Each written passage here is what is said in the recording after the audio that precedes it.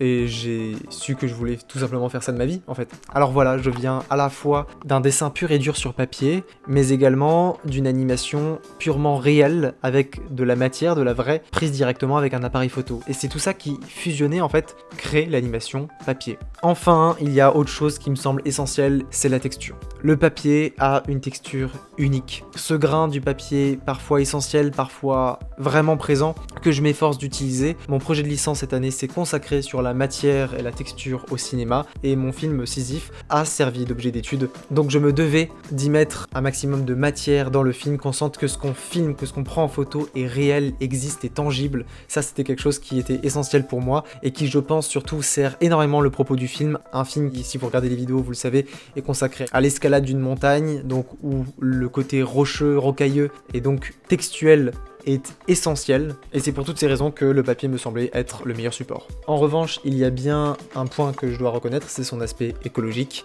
Alors bien sûr, je n'utilise pas beaucoup de papier comparé à la production générale ou d'autres foyers. Ça reste avant tout également un projet artistique. Je vous passe également tous les détails qui font que le papier est le produit le mieux recyclé en France, mais également le fait que tout ce papier est un objet cinématographique et que à la fin du film, j'aurai véritablement tout le film en main. C'est un sentiment, je pense, unique, que j'ai déjà expérimenté pour le coup parce que c'est pas mon premier film d'animation, et je peux vous garantir que avoir votre papier, c'est peut-être tout aussi bien, voire même encore plus merveilleux qu'avoir votre pellicule à la fin d'un film. Se dire que votre film n'est pas seulement quelque chose de virtuel sur un écran, mais véritablement tangible, et qu'il forme un objet en lui-même, c'est quelque chose d'indescriptible. Enfin, il y a peut-être une dernière question qui se pose également, même d'un point de vue écologique, c'est pourquoi des feuilles A4 ? C'est quand même hyper grand A4 en vrai. Alors, il y a beaucoup d'aspects à ça. Sur des feuilles plus petites, le trait est donc plus épais et donc beaucoup moins précis, et que dans ce film je recherche quand même une certaine précision, et quand je vois certains plans où le trait prend déjà beaucoup de place et enlève une certaine précision, je me dis que effectivement sur des feuilles plus petites ce serait encore plus réduit.